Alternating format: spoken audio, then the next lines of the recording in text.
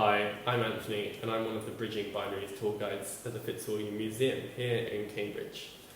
Now, normally I'd be taking you around the museum to look at 5 or 6 objects and talk about them through a queer lens, whether that be with regard to the artist, the subject, or even the provenance.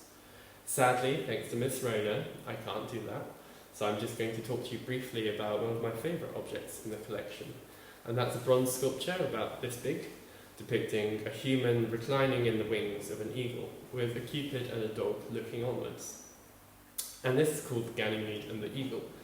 And there are 2 stories behind it, which is why I find it interesting. The first is the most obvious, and which is depicted in the object itself. And that's the tale of how Ganymede, said by Homer to be the most beautiful of mortals, was sort of spotted by Zeus, who came down from Mount Olympus disguised as an eagle and kidnapped Ganymede and took him back up to Mount Olympus, where he became the cupbearer to the gods and was made immortal. There are various versions of whether Ganymede went willingly or was in fact kidnapped, but either way he's become sort of symbolic of homosexuality in the ancient world. However, there is a more hidden and, in my view, more compelling story behind this object, and that is with regard to its provenance. So it was given to the museum by John Winter, in memory of his father, Carl Winter, who was in fact director of the museum between 1946 and 1966. He was a gay man living in England at a time when homosexual acts were criminalised, and he did something really quite brave, which was to testify to the Wolfenden Committee.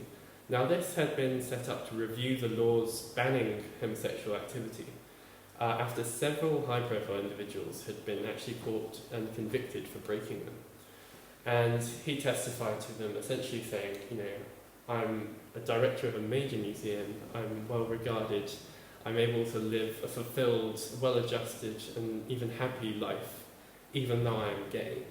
Being gay is a part of who I am, not a disease, And the Wolfenden Committee eventually published a report in 1957 recommending that homosexual acts be decriminalised.